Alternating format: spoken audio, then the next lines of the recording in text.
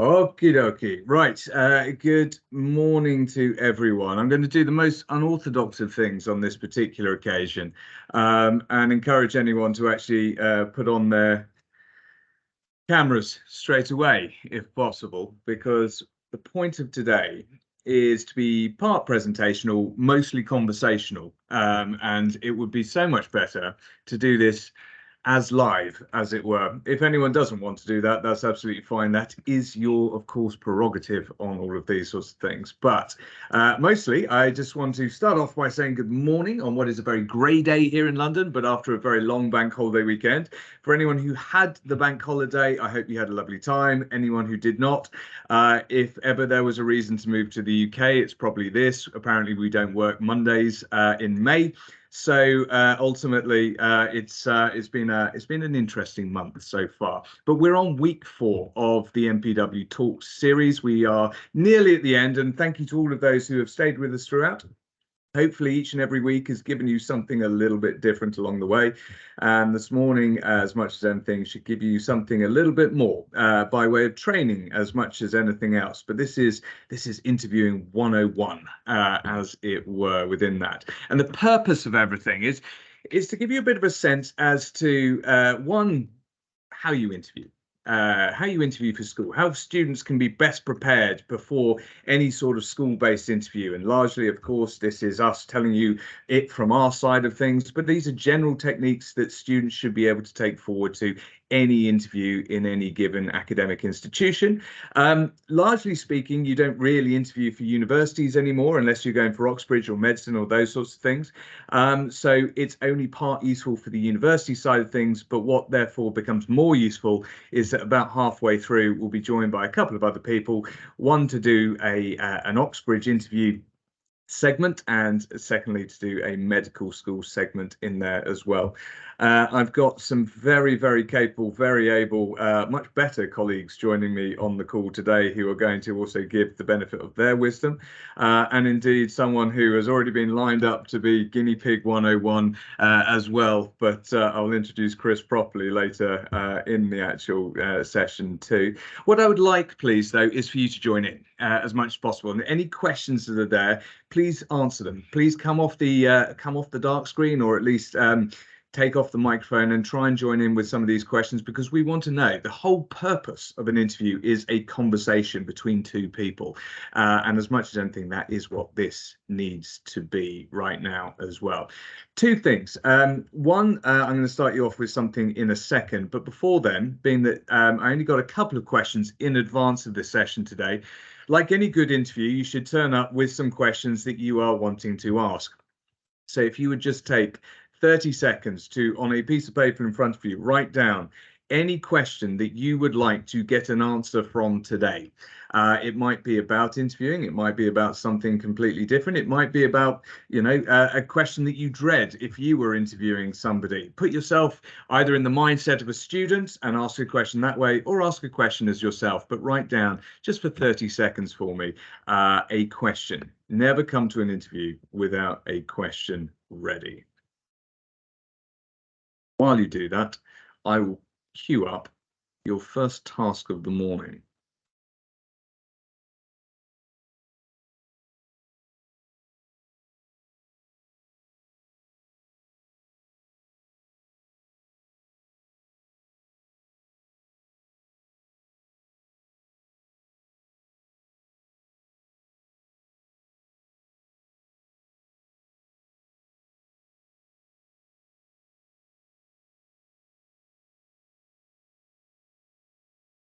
Okay, right. Now, if you've ever been on any sort of webinar session with me before, you'll know it starts a little bit in an abstract way, because I do genuinely believe in the value of warming up our brains before we do anything else. And I think that is particularly important when it comes to interviewing, in terms of being ready for anything that might come along your way. So what I've got for you in front of you, if you've seen this before, you'll find it super easy. If you haven't, hopefully you'll find it super fun. But you've got 4 lines.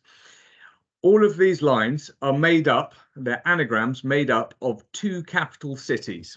So your job in 1 minute is to untangle the anagrams in front of you to reveal the 2 capital cities that this line makes up. Okay, 2 capital cities, 4 lines. Each line represents 2 capital cities as an anagram. Untangle them, and then in 1 minute, let's find out what you've got.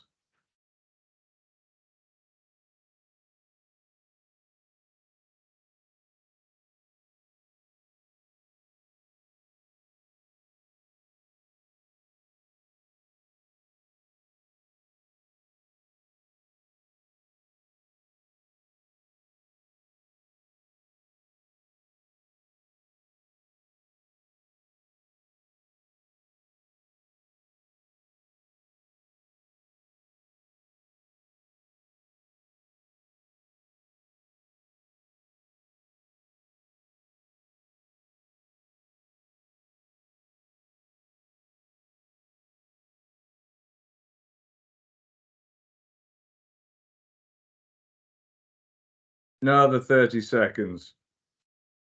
And for an extra bonus point, you can tell me why this is relevant.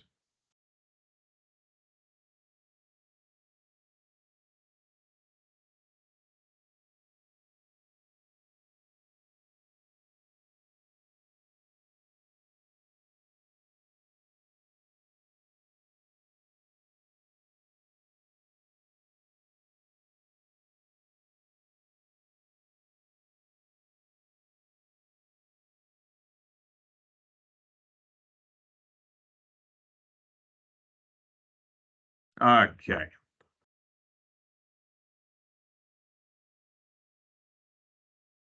Right. Okay. Who's going to start me off? Line job ending. Tell me, which 2 capital cities does that represent, either in the chat or unmute?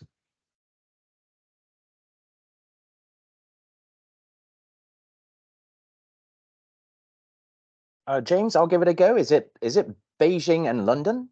Very good, Andy. You're off the mark. Well done. James Griffiths came in strongly there as well. Irem. Hopefully everyone else roughly getting it through. Well done. So the first points of the day over to Hong Kong there with Andy. Took my oar, ladies and gentlemen. Which 2 cities took my oar?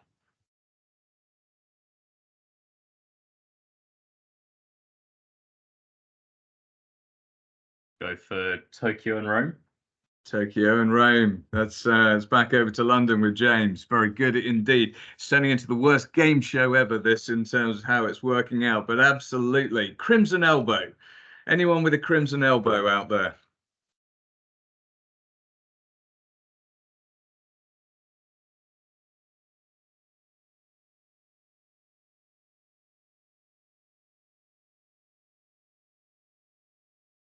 Go over to one of my silent participants out there on the in the global community. Crimson Elbow, which 2 capital cities? If I told you it started with an M, the first one started with an M, does that help you? And the second one is a distinctly German city starting with a B.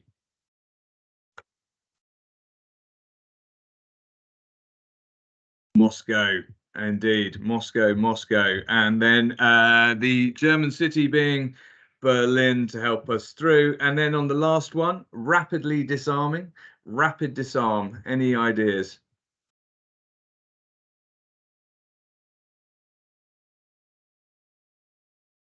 The glamour destinations of the world that everyone wants to go to, the romance places.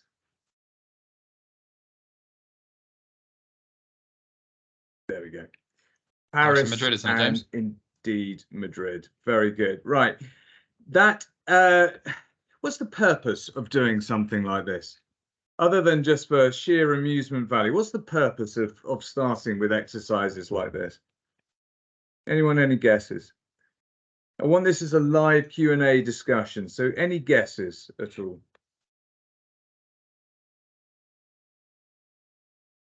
Ice breaking, helping to start the brain process before the interviewing. Absolutely, Irem. Thank you very much indeed. I mean, that's exactly what we're doing before anything. Most job interviews nowadays, if we start with actually going up for employment in the future. Most job interviews, if you're going for the bigger companies, will get you doing ice-breaking challenges first, things that actually relax you. Purely and simply because, one, it warms up your brain, and therefore you're more interesting, more receptive, and more able when you actually step into the interview room. And secondly, more importantly for yourself, it actually settles your nerves down because you're no longer thinking about being nervous. You're actually thinking about doing other things, and you're switched on. And it is useful for students to do these sorts of puzzles and things before any sort of interview, whether school or university or anything like that. Just simply because, as we say, it gets them engaged, it gets them thinking. The last thing you want to do is have a student wander in front of you who has roughly only just fallen out of bed at that moment in time. So, not the useful thing. What is the etymology of an interview? Interviewing is basically coming from two different words, but it means a conversation as much as anything else. It means to see between or see each other, coming out of French and Latin-based words there, but it generally implies a conversation where we get to learn something about the other person. And in that, what I want you to understand is that interviewing is a two-way process. It has always been, it will always be. It shouldn't be about handing over too much power either way. An interviewee sat in front of you should always be respectful to the interviewer, but should also remember, and this is the reason why you come with your own questions and your own agenda, should always turn up knowing what they want to get from it and realizing that this is an interview. You're interviewing them for whether you like their school, whether you like and want to work for their company in the future, whether this university actually has everything that you possibly want. So you are interviewing them back. It's really important, though, to keep the dialogue open and fresh and moving throughout. So never give yes or no answers, never shut down the conversation at all. Always be receptive, always give more open-ended answers that could elicit more discussion.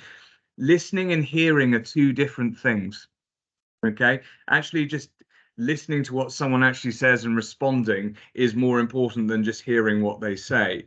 Use specific examples, come armed with all of these sorts of things, but you should always remember that an interviewer is also not nervous before they come into the room, but very much having to be prepared for the person in front of them. They're having to think through the questions that they are asking. If they're not, then it's not a particularly good interview, and it's not a particularly good interviewer who is interviewing you right there. So just be positive, be calm and relaxed. That's all we really want.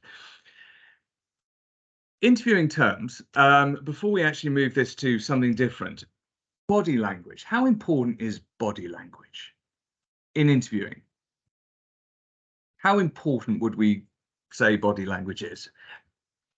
I mean, it's a leading question, this. If you say not very, then we have a problem. But it is very important. But what is a good example? Give me some good examples of good body language within that. How should you approach an interview with body language? You just did, actually, James. You're using your hands, you're using your mimics and gestures, and it's quite important because it shows that you care and you engage with the conversation. Absolutely. And thank you, Aram. I'm going to take that as a compliment within there, but it is absolutely the case. It's about engaging, it's about eye contact, it's about body language. There's all of these different scientific or psychologically scientific ways of looking at body language. And they say that if you cross your arms, you're too closed. If you're too slouched within there, you're too relaxed. If you're looking up, you're lying. If you're looking down, you don't know the answer. All of these things. I think the real key to anything body language wise is just be yourself when you get in there. However, having said that, if being yourself is far too relaxed, try and actually be someone a little bit different at the same time. So always remember positive body language, sit up straight, engage someone looking in their eye, don't look around the window. Actually use your hands because it exemplifies a point. Don't stick them in your pockets within there. Don't fiddle, don't fidget. Just try and stay engaged in the actual conversation. What you really don't want to do is give any sense that you're not wanting to be there at all. Okay. Now, at this very moment in time, I want to just come off this and I want to come back to some people I want to introduce you to who you probably already know, but are worthwhile for this particular discussion. James Griffith, Andy Ho, and Irem Atakan at this moment in time. I want to bring you all into the conversation because you, in lots of senses, are leading the line on interviews. James for the rest of the world, Andy down the APAC route, and Irem over in Turkey and Eastern Europe as well. And what I wanted to do was firstly give all of our participants the opportunity to join in this discussion and ask questions of us as an interviewing team. But let's start with you, James. If we can go round, and can you give a bit of a sense as to what you're looking for when you enter into that interview room, what you're actually looking for from a candidate to start with? Yeah, absolutely. So by the time we interview any student for MPW, we've already received their application form. So we've got basic pieces of information. Hopefully we've got uploaded transcripts, uploaded English certificates, maybe even a reference letter. So we kind of have some background information from the student. And what we are not looking for is just to have that same information regurgitated in the form of a conversation. We want to get to know the student a little bit more, the person behind the grades, the person behind the reports, the person behind the educational background. Because there's always a bigger picture there. And the more we know about a student, the more we know how to help them. I think that very often I'll speak to students and they shy away from their grades and they don't want to talk about their grades. And actually, there's a reason why a student may have been on that journey and achieved the grades that they have done. And so we want to find out that context, and we want to understand how we can help any student to achieve their ambitions and to go onto the university and the course that they want to in the future. So, you know, it's a very much a two-way conversation. We are looking for how we can help as much as looking for a student that's a right fit for the college. I agree. And thank you, James. I think that's a very astute comment in there as much as anything, which is there's always a reason why you've arrived at this particular moment in time. Just actually be honest with the reason. It's a really important word, honesty, within interviewing, because if you start actually going down a different route of telling a different story, we're not actually serving or doing you a very good service, and you're not actually helping us to do you a very good service at the end of the day. So for whatever the purpose it is, landed you in front of us or any school in general, just always be honest with how you've got to that particular stage. You're not looking to be caught out within all of this. You're actually looking to be enabled and just to use all of these trigger and buzzwords along the way, which I think is important. Andy, if I switch over to you for a second, I mean, how much preparation comes in from you before actually walking into an interview itself? Are you able to give a bit of a sense of that? Hi, James. Yeah, so further to what the other James mentioned, we will do preparation in that we will look at all the documents that we have previously received for the student. And so these are usually school reports. It could be a personal statement. It could also be references, possibly from part-time work or from their school. And so what we have an idea of is certainly their academic ability, for sure. They would have gone through the testing stage at this point. But really, the whole point of the interview, like James mentioned, is to find out more about the person behind the documents. And I feel that a lot of students are very nervous leading up to the interview. They're quite worried about what they're going to be asked and so forth. But what students should remember is that the interview levels the playing field in many, many ways. And we would not ask students along for an interview unless we thought that they were potentially capable of studying at MPW and were potentially a good fit at MPW. And so everything that happens before the interview, your school reports, your references, your personal statement, your maths test, your English test, etc., almost becomes irrelevant at that point. And it's really how you perform at interview. And so I would ask students to try and not be too nervous when they start an interview. Try and be confident, not arrogant, be articulate with your replies. But really, in terms of research that an interviewer would do, the research that we would do is really based on the documents that we receive. And so it's limited in that respect, but it does give us an idea of what that student is like and what he or she is like as a person as well. Very good. Thank you for that. And I do think it's a really valuable point that people should always remember. I say this to students quite a lot, but you've got to remember that the interviewer has actually invested more time in you than you realize before you've even met them. So if you're not turning up and giving them the credit and the respect that they deserve for having done that through, then it's unlikely that you're going to walk yourself through this process and out the other side in the right way. You need to remember always that that person knows more about you than you already think. So that little bit of knowledge in advance should start the conversation in the right way. Rem, actually, we had a question come in advance of this, which was, which students do you find difficult to meet in interview? I thought it was a fascinating question in a way, because it's quite subjective, but which type of student do you find difficult to meet in interview? I think the silent ones, I mean, probably not everybody's going to agree with me, because, you're asking the questions, you're trying to know them better, but the only answer you get is yes or no. It's not going anywhere. So, you need to decide, are you going to push with more questions, or you're going to dig with the same question?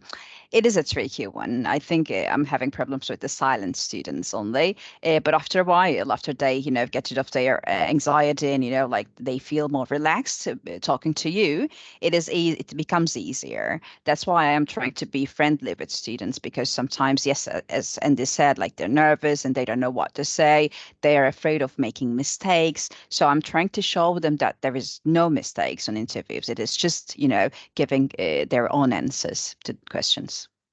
Absolutely. Absolutely. In a situation where you just get silence, and this can be to the group as much as anything else, but in the situation where you just are getting the yes or the no answers and that sort of silent wall, how do you coax it out of students within that particular respect? Or is that a point where we end up at the end of the interview itself? Well, it depends, because sometimes they don't understand what you're saying because their English is a bit low. So I act different in that point. But if they're only shy and, nervous, I'm trying to encourage them to answer the question. Maybe I can make a joke, or, like tell them to get relaxed and like put a big smile on my face so that they can get relaxed. So it really depends. Yeah, I think that's a fair point. You brought up another one in there as well, which is that the English level has to be at a level that is worthwhile for the discussion to actually move forwards, and it's a very valuable point before we get to this. But it actually brings into the slightly more practical thinking here as to how you can actually develop students pre-interview itself. Having done sort of lots of interview coaching over the years, and even with adults don't always get this either. But everything is about preparation before you go into that room. Never, ever go into something cold, even if you don't know what you're preparing for. Some of the easiest things to do are to get yourself into the mindset of a child. Not so you act like a child when you sit in the interview room and all of that, but the mindset of a child is wildly creative in lots of respects. And one of the best games you can play, or there's two really, isn't there? One of which is a game called Yes And all you need to do is sit with somebody else and you start telling a story. The story can be based upon anything. You just pick a friend within there and you say, right, let's tell a story about us going away on, we've just come back from a holiday. You're the same person, basically. What the first person says, the first line, and when the next person's ready to jump in, they jump in with yes and. You start every single sentence with yes and then you keep rolling the story on, and all you're ever doing is moving that particular conversation forward. It's not relevant for the interview, but in a way it is, because all you're doing is actually learning how to be able to speak and to discuss and those sorts of things. I've got a section in just a second whereby we can actually look at some more of these elements, but one of the other really good things you can do is actually just pick random objects within there. Okay, pick a random object and start describing it as something different. All right, it's a slightly strange and slightly abstract thing to do, but you can pick up a pen and call it a phone. You can pick up a phone and call it a ruler. You can pick up a keyboard and call it a pillow. It's about your imagination in terms of what your imagination can actually do. It's making it more flexible. It's trying to get you to think more, and it's making you more receptive to any question that might actually indeed come your way.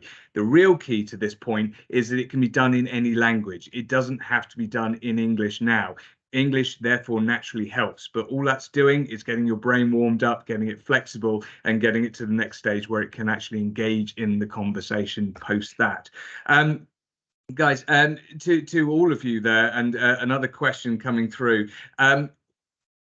give me a little bit of advice in terms of what you'd actually want from a student to do before coming into an interview with you. James, let's go to you straight away on that. Yeah, so I think 90% of our international interviews take place online. And I think that not enough students prepare where they're going to take the interview from. So you know it's going to be an online interview. So where do you have, for example, the best Wi-Fi connection? Is that in your home? Is that in your agent's office? Is that in your school? The most frustrating interviews can be the ones where we're just battling around a weak network signal. And you know, it's really it's not beneficial for either side. Very often I've stopped interviews and said, you know, we have to do this at another time because we can't carry on doing the interview like this. Similarly, is your environment going to be very noisy? I don't want to meet with a student who's going to put the camera to their ear every time I speak. You know, you should prepare a nice quiet setting where you feel very relaxed and where we can just have a naturally flowing conversation.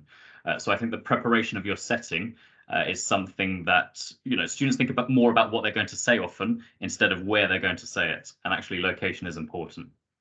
I think those are very valuable points, and I'd also extend it just to say the background is hugely important. One from a noise point of view, but also if no one's as lucky as you, James, to be sitting in a penthouse suite, just to actually have an appropriate background behind you so that it feels more professional in the discussion itself. I think that's absolutely the case. Andy, do you want to add anything into that? I totally agree that they have to choose the right environment. It's terrible when they're doing it in a noisy coffee shop or whatever with lots of background noise. Personally, I don't really like rehearsed answers. And it's pretty apparent when a student starts basically giving like a paragraph that they've clearly just rehearsed, memorized, and they're just repeating it word for word. It doesn't sound too genuine. I do feel that students have to prepare answers to certain generic questions. Could be questions such as, why did you choose this subject? Why do you want to go to this university? Why are you choosing these particular A-levels? And so on and so on. But I think any answers they give have to come across in a very natural manner, not rehearsed, not prepared, not like they're reading from a sheet. English is absolutely key. And so they have to be articulate. They must be able to provide clear, concise, detailed answers to your questions. And they should try and come across as being driven, focused, polite, and respectful. Of course, confident, but not arrogant. But yeah, that's a personal thing of mine. I don't really like rehearsed answers because it's very easy to spot when a student does this. No, I like that actually. It actually recalls a tiny little story and all of that. In fact, I had a student this year, I can't remember how long ago, maybe 2-3 months ago, what have you. He actually turned up with a sheet of paper where he'd written what was effectively a mission statement about himself, written the whole thing, and he read it word for word. I couldn't interject at any point. I sat and I listened to this monologue that came through, and this is a nice thing. It's in no way dismissive of this student. He sat and he read the whole thing, and at the end of it, I didn't really have anywhere that the questions could go because he'd already given all the information up front. So he knew exactly what he wanted to deliver within that particular interview, but he gave all the answers straight away, which doesn't actually serve the purpose of the interview. The purpose of the interview is to see that you're able to engage with someone else, to chat through. For us, it's as much as anything to see that you'll cope in the MPW environment, which is question, response, conversation, debate, constructive exchange of views, those sorts of things.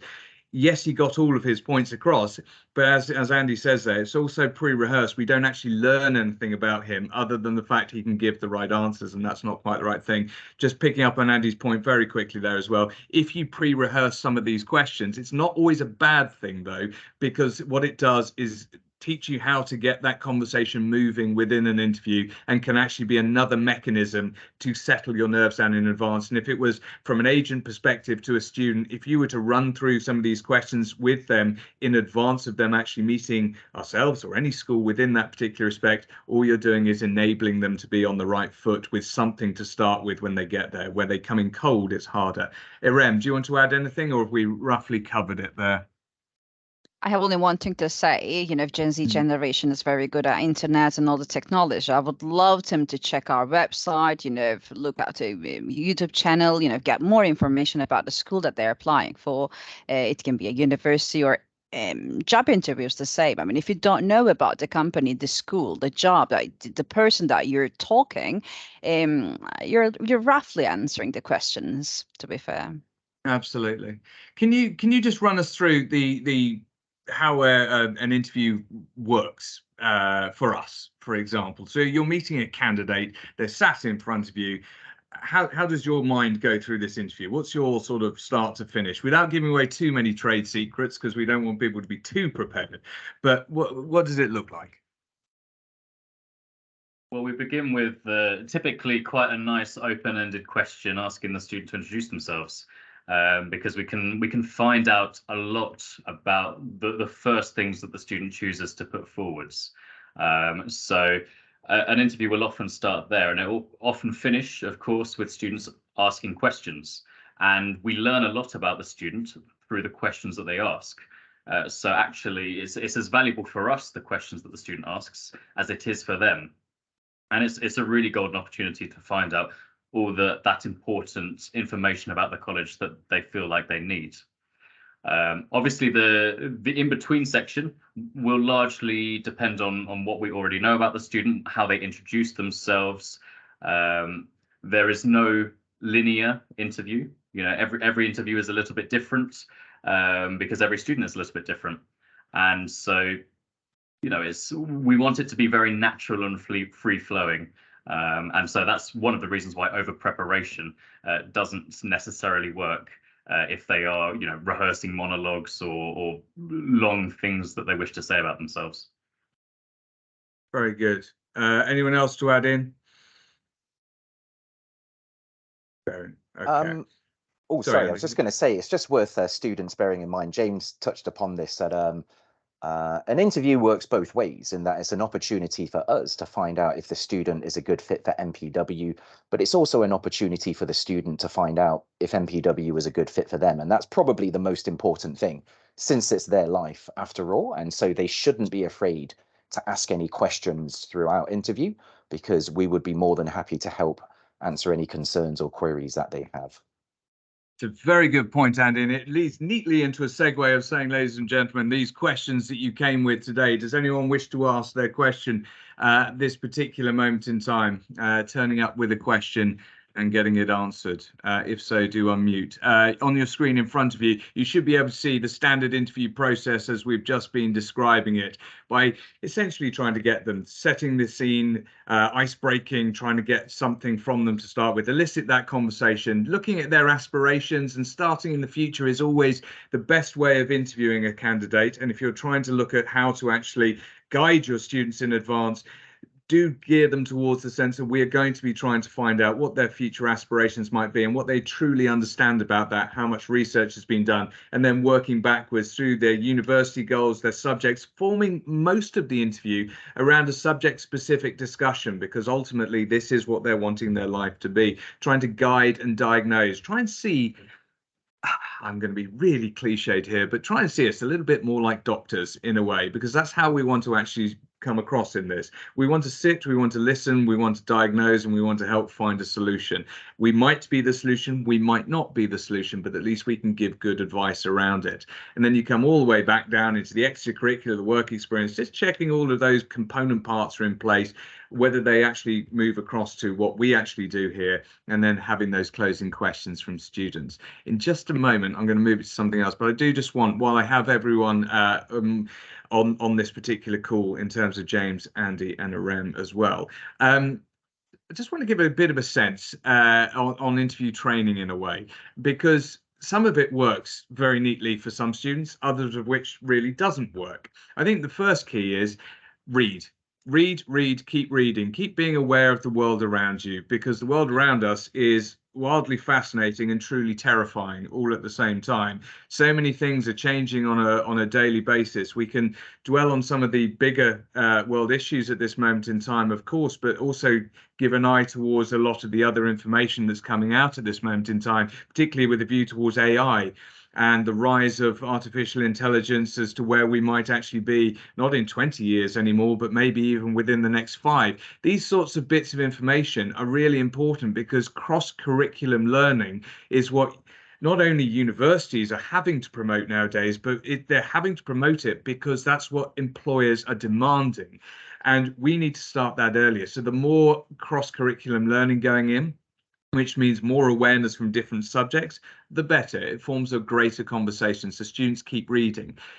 Look at the Susan map in the middle there. The Susan map about yourself. Come up with a spider diagram in its way about who you are and all the things that you'd want to mention if someone were to know about you truly and honestly, from your family through to your awards, through to your failures, through to your successes. Failure isn't a negative word. It is just about what you learn from it. So always when you're putting something in there, or finding something, going back to James's point before, that you might find harder to talk about how you actually came through that and how you dealt with it and move forwards from that particular moment. Those things are useful, and actually having it as a visual map helps some students within there. The household items I was referring to before, that's about the creativity of your brain and situations. Some people refer to this very, well, it's a bit more archaic, but actually it's become one of these ones that everyone loves to put an acronym behind nowadays. Situation, task, action, and result, the STAR-based exercises, where you describe a situation, you then come up with the task around it, what action you needed to do to actually fulfill it, and what the result of it was, what the outcome was. You can come up with a series of those for what you've done in your life up until now, in school, outside of school, just as personal responses to yourself in case something's ever going to come up in interview. One of my favorites is actually, we live in a social media world. We live on our phones nowadays. Pick up your phone and interview your friend at the other end of a phone line. It's really simple and easy. If you can't do it with an adult in a different room, or in an employer or a school or a university at this stage because your confidence isn't there, do it with a friend, someone you do feel confident with, and get that friend to ask you some questions, and look at the questions at the bottom. Just make sure that they're asking you open-ended questions. Ask questions where you can ask follow-up questions to those. Start with something simple, move it into something slightly harder, and progress it up to more difficult academic-based questions from there. 1-minute teachers are really good exercises. All of these I'll send around. I'm just contextualizing at the moment, but they set students in the right manner before interviewing for schools, interviewing for universities, and universities doing it, interviewing before people go for jobs. 1-minute teachers are fascinating experiences because they force you to try and get your point across in the shortest possible space of time on any topic that you like, and your one and only task is that in 1 minute's time someone else understands that. If you don't want to do it as a teach, you could just do it with over a coffee with a friend. And I would always encourage buddying up too. We do this in medical school training, whereby for interviewing, you're getting students to sit one-on-one with each other, week in, week out, talking about anything. It could be a medical school topic. So you both have to teach each other a topic or something you've read in the news. So you're increasing their knowledge. Or it might be one of you does maths, the other of you does history. So one of you has to teach a mathematics puzzle to the historian, and the historian has to teach German Second World War history to the mathematician. And within all of that, you can't stop the exercise until the person has taken away the 3 key points that you want to get across. So it forces you to really try and engage your listener with what you're trying to say itself. So all of these different things are useful. They do help prepare students in advance, and they do make for a better candidate in interview all round. For those who have just been helping me out on the screen so far, I appreciate that very much indeed. I'm also going to bring in Inga at this moment in time. Inga, who we know and love from MPW Cambridge, who is also running the Oxbridge side of things, because interviews in the short hour that we have don't cover everything. They cover a multitude of different sins as much as anything else. And for students, we also need to touch on 2 other areas here, one of which is Oxbridge related and one of which is medical school related. Inga, if I can bring you in, Inga is going to give a very quick sense as to why Oxbridge interview questions are different. 2, she's going to pose a question. And 3, she's going to pose that question and hopefully get a volunteer to answer it. And if not, I'm going to pick on someone to answer it. So don't come off the call at that moment in time. Don't turn your camera off. Don't mute. Don't walk away. Let's see what we've got here. So Inga, over to you. Hi, thank you, James. Hello, everyone. So I think Oxbridge interviews are super important because just to get there, hours and hours of work must have been gone into that. So first we get the personal statement right after numerous drafts, it goes in. Then we go into the Oxbridge admission tests and we nail that and we do that really, really well. We get the feedback that yes, we have done much better than an average candidate. And hence we're now invited for an interview with Cambridge or with Oxford. Exciting thing to do. They will be online. Oxbridge have confirmed, Oxford have confirmed last week that interviews next year will be online. And as far as I know, Cambridge are still discussing that amongst different colleges. The only college that was face-to-face, as we know this year, was Trinity, slightly different, but everyone else was online. So they are super important. They will be online, and they are important because they form one element of the selection process. In that 1 hour that you will spend with admission tutors, you want to show your real voice. They want to cut through the real person and to see who you really are and how prepared you are, and to see that you would be teachable at Oxbridge. So that's what they're looking at. How are the questions different for Oxbridge versus anywhere else? I mean, obviously, we're talking about the world famous institutions. So, and there is a myth or a stigma, at least, with Oxbridge questions, that they are something to be feared and revered within there. How are they different? Sure, I wouldn't. So it was really interesting to actually listen and get the inspiration from the Cambridge admission tutors themselves. I went in for this amazing teacher conference, and different professors from various departments were actually talking about the interviews. And some were saying for them, interviews are more important than a personal statement, for instance, for geography. And that is because they want to see that you are the right person for the course. So the kind of questions they ask often would not be, especially not in sciences for sure, the kind of questions that are right or wrong. They are pretty much inviting students to show how you can apply the knowledge, how you think outside the well-defined area that you're already in, and what can you do with the knowledge that you do not have. If it is suddenly given to you during the interview, how do you respond to that? So it's pretty much about being ready to listen and being ready to engage with new ideas on the spot. And that's what they're looking at. And hence the biggest pitfall is, as we have mentioned earlier, being over-prepared. You cannot have everything prepared because at some point there will be a question, and they're very much interested to see what happens after when you're not prepared. How do you respond to that? Okay, well, in the spirit of people not being prepared, let's see who is prepared for a sense of this. Do you give us an idea of a question? Sure. Inga. So let's say that today we decide to apply for modern languages and we all speak brilliant French. And the question would be, how do we respond to an opening line, which I will not even embarrass myself reading in French, but in English, it basically says that the earth is blue as an orange. I'm going to write that in the chat. How would you respond to this opening line from a French poem written in 1929? The earth is blue as an orange. So how about this one? It's suitably abstract, so it must be French within all of that. My knowledge of 20th century French poetry is going to fail me. So who is going to take this one on for us? Anyone going to raise their hand? And whoever volunteers first will get most out of this experience. Oh, actually, I've got an Arem hand up straight away. Wonderful. Go on, Arem, go on. When it says blue and orange, I was thinking maybe it is a rotten orange, so it is corrupted, having difficulties and lots of problems in the world, basically.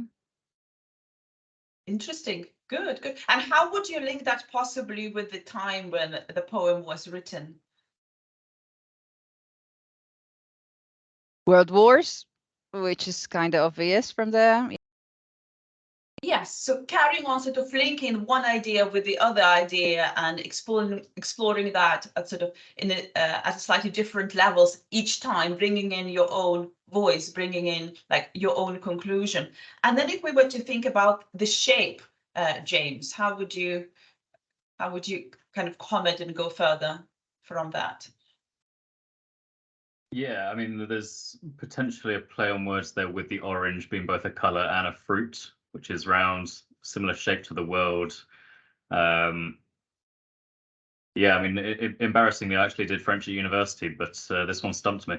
Yeah, but you remember, this is not about right or wrong question, right? So this is like just kind of thinking and analyzing. And then how can we see that the Earth is, you said the shape is round. How do we know that? So where can we see that the Earth is round? What's the easiest thing to do? Personally, on all of this particular line, it is a comment upon what we've come to expect is the case, or what we've been told is the case over several centuries, millennia, what have you, as opposed to what we actually know. And it takes it in a slightly more philosophical way in terms of saying, the world is blue like an orange, in terms of, well, who decided what's blue and who decided what's orange, who decided what's round and who's not. You can then take it into the world as you can take it more historically based and say, well, look, most people thought the world was flat, but actually we discovered it's round. So is that kind of a point that we can bring it in? You can start bringing cross-curriculum learning from different subjects there. Impressive. That's really nice. That's really nice. And that kind of brings us to that further discussion on writing your own truth and poetry being a reflection of that. So perhaps this poem is a bit like a child's drawing, and we talk about surrealism here. And what is truth, as James has said? And so that kind of can well, actually, again, that's another interesting topic to bring through in terms of looking at the date, and you bring art history through within all of that and the surrealist movement. It's a very open-ended question.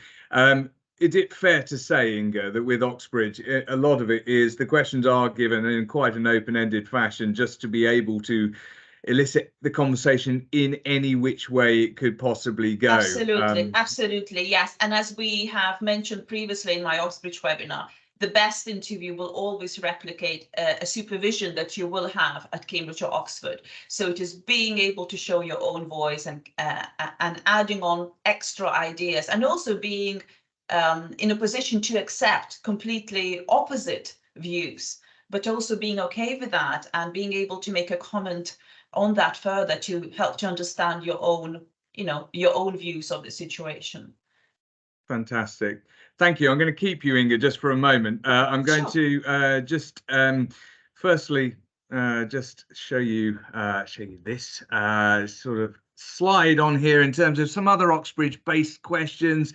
A lot of them are suitably open-ended, as Inga was just describing before, and just in terms of, how do you think, where would you take it, what would you do with that particular thing? I've got to say, if I had a favorite on this particular list, there's two of them. I do like this sort of idea of, is there such a thing as an original story? I've got the whole sort of hobby horse topic on that, but I love this idea, the legal question at the end. X intends to poison his wife, but accidentally gives the lethal draft to her identical twin. Would you consider this murder? And it's such an interesting question in terms of, one, do you have to know everything about the law? It helps, yes, of course, but it's not really strictly based upon just that. It's all about intent, and it's all about all the surrounding information to that particular question. So there's some really interesting ones in there. And if you're preparing in advance, if you think you might want to go down the Oxbridge route, do grab these sorts of questions and discuss them with a friend or a teacher or what have you. Don't get afraid if you read them and you don't understand them straight away. A lot of it is based upon common sense. Everything is about, in an interview, positively trying to get the best from you and not trying to trip you up. Just try and work out what the question actually wants from you, or rather what you would actually like to say about it. Saying nothing won't work. But the reason also for keeping Inga is because I've just want to have a quick look at the medical school questions as well. And this, having spent a long time now interviewing for medical students, the medical school questions themselves are also based upon more of an Oxbridge model too. And I'm going to pick on someone this time. I'm going to pick on Chris. Chris, I want to bring you in because you've looked like someone who's wanted to contribute all the way throughout this. I've got 2 questions on here. I want you to pick anything on the screen. You can either do the first bullet point, the second bullet point, or you can pick the picture on the right. What would you like? Let's go with the first one. Let's go with the first one. Right. So I'm going to read it out loud, and I just want you to sit and listen to the information. OK. A 64-year-old alcoholic man and a 14-year-old girl both require a new liver.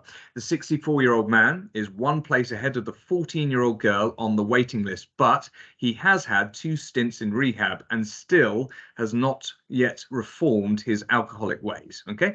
Both patients require this new liver to live. That's your scenario. Who does the liver go to? Well, that's a good question. I would say, I mean, the queue and it is there for a reason. And I think the more information that you have on an individual case will bring up endless amounts of kind of ethical quandaries. So what that queue does is it kind of takes away the questions around ethics and makes it much easier for medical professionals to know how to proceed without these kind of ethical quandaries that will take a lot of time to work out. So I would say probably just stick with that queue. It's what it's there for. It's to take the questions away. So it should be whoever's ahead in the queue. So the older man. Okay. Fair answer to that. So in doing that, you are literally resigning the 14-year-old girl to nothing. Now, I won't go as far as say you're killing her, Chris. I think that's a bit harsh on a Tuesday morning, but you are literally going to rule against the 14-year-old girl at this moment in time. Well, I suppose there are limitations of any kind of medical system, and difficult decisions like that need to be taken. Okay. You can't cure everyone. You're limited in resources of time and manpower, so sometimes difficult things like that happen, and that's kind of just the limitations of what you're doing, I suppose. Chris, you're a cold man. It would be a difficult thing to sit in an interview room with you. It's very blunt. Does everyone else see it that black and white, or does anyone else have any advances? I totally agree with Chris. Totally agree with him. Gosh, right. Okay. All right. So that's 2 for the man. Anyone else to advance into this? If there was the opportunity, I think I would want to ask more surrounding questions, such as, has the older man been bumped further down the waiting list in the past? What are the comparative waiting times? What is the delivery time of a new liver as well? And then, balance those things up when it comes to determining whether that order stands. Very good. Anyone else? James, so all doctors have to take the Hippocratic Oath when they start working in medicine, and that's where they swear to help anybody, regardless of their age, gender, religion, creed, etc. A doctor's job is not to play God. And so I do agree with Chris. There is a waiting list for a reason, and there is an order on the waiting list for a reason. And so despite the fact that it might not sit comfortably with you ethically, we would have to go with the older man, I feel. I mean, largely speaking, the answer to that is, of course, the only way of you not feeling like you're playing God is to adhere to the system in front of you and processes in place in order for that to happen. Let's not kid ourselves. It's very rare that you're going to get a scenario where a 64-year-old man needs the same type of liver as a 14-year-old girl. But we suspend our disbelief just for the sake of the question. But where the more advanced answer would go on these sorts of things is, yes, absolutely, that is the case. We adhere to that. We understand medical ethics. Our moral compass is in the right place. But this man has had, and coming to James's point, this man has had 2 opportunities at this already within all of that. Where's the guarantee of success this time round? Yes, of course, the waiting list puts the new liver straight into him. But what do we do then? It is not quite as straightforward as just saying we will do that within there. The way the conversation, the interview should naturally move is, I would do that. However, what I would also look to be able to do with that is then couple it, combine it with the effective aftercare of it.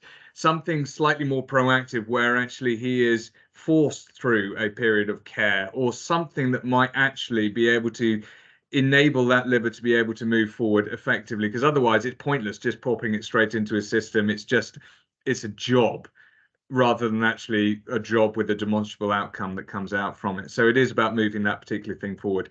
The other one I just liked on that particular slide, and I've always liked it, is TripAdvisor for doctors. Is it right? I mean, the Americans came up with this concept in terms of we should be able to rate everyone in every aspect of working life, Google reviews and all of these sorts of things.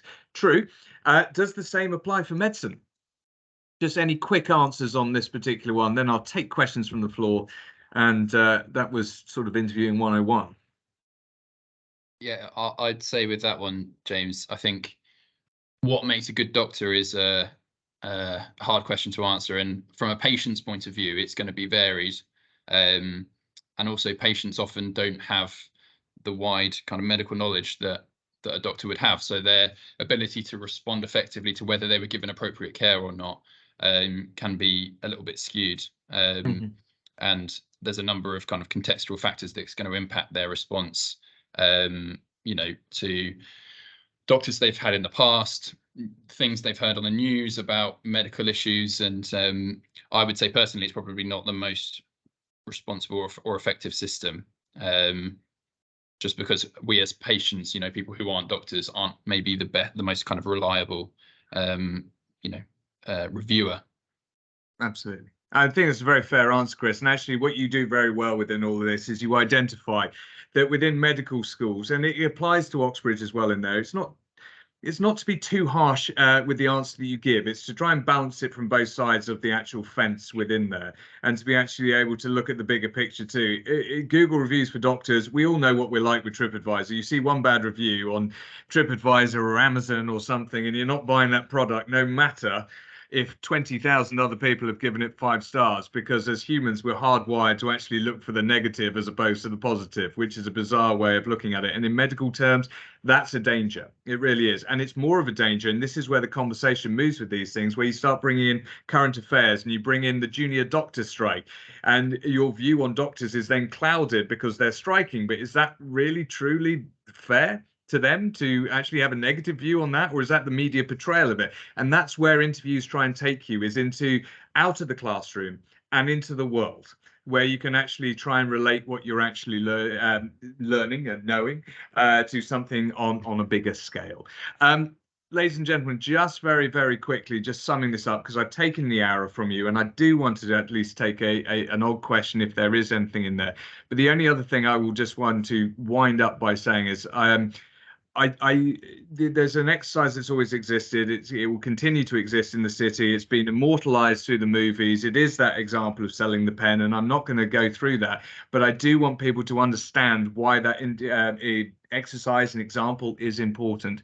It is there strictly because the best salespeople out there are the people who don't actually try and sell you the product. They're the people who try and get to know the other person on the other side of the table, or the person that they're selling to on the doorstep, or what have you. Actually trying to understand them, who they are, form the conversation which naturally freely flows, so you can actually work out whether you can sell to this person, whether this person needs what it is you're in fact selling. And if it is the case that you can, then you turn on the sell. And if it is the case that you can't, or you don't want to, then you move away from it. But it is a really important thing to understand before you go into the interview, is this idea of being a commodity within there too. Ladies and gentlemen, do you have any questions to myself, to Andy, to James, to Chris, to Inga, to anyone on this particular call at this moment in time? Otherwise, what I will do as well is to, of course, send out the presentation, so it is there. If anyone wants any specific interview training, we can do that. And just remember, exercises and practice with your students is key. Questions? These questions you wrote down at the start, these 30-second questions at the start that you're turning up to your interview with. Anyone got a question that they would like to be brave enough with? I have a question, James. Please, Chris. Just to everyone, could you give just a little bit of advice about how to answer a question that you don't know the answer to in an interview setting effectively? Because you might well be in a position where you're asked a specific question on a subject area that you're discussing and you genuinely don't know the answer. How do you kind of respond to that effectively? Do you say that you don't know? Do you try and make it up on the spot and try and make it sound like you know? What's the best approach if you genuinely don't know the answer to a question? I'm going to give that to Inga because she unmuted at the same moment. Perfect. No, this is actually a really good question. Thank you, Chris. And often this is what some of our students sometimes do struggle with, and advice always is just keep going, just do not give up. And yes, do use what you already know. So start making comments, start making some connections, and magic will happen. Oxbridge admission tutors will give in little pieces of advice to you, because at the end of the day, they do want to see your real potential. So they will be giving you little pieces of information. So please do act on that. Listen carefully, engage with these ideas, and just follow their lead. And they always say that the worst thing that can happen at the interview is when the student just goes silent. And I think we did discuss that earlier on for an NPW interviewing situation. Exactly the same thing. Just show that you can think on the spot. Absolutely, keep trying. Do not just say, I don't know something, because what will happen when you are studying at Cambridge or Oxford? Would you just give up if you come across a really difficult module or topic? Or would you show that you have the right skills and the right tools to at least try and get a head start? Thank you. Yeah, I agree with that exactly. I think number one is preparation in there, so you can come up with jump off points, to be perfectly honest. So escape routes, trapdoors, so you know if you can't answer something, you can try and actually bring it round to something else. That's roughly where I'm taking Inga's comment within all that, is don't give up. Just try and bring it to something that you know about.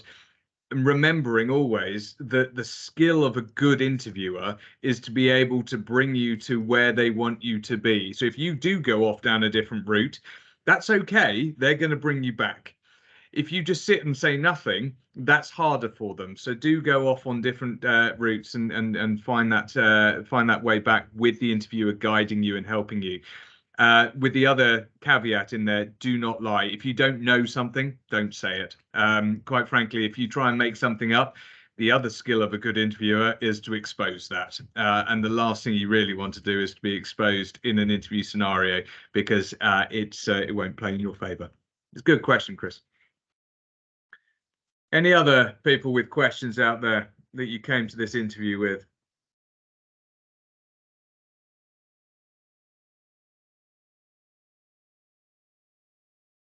Okay, in which case, closing thoughts. James, anything you'd like to add? Andy, anything you'd like to add at all?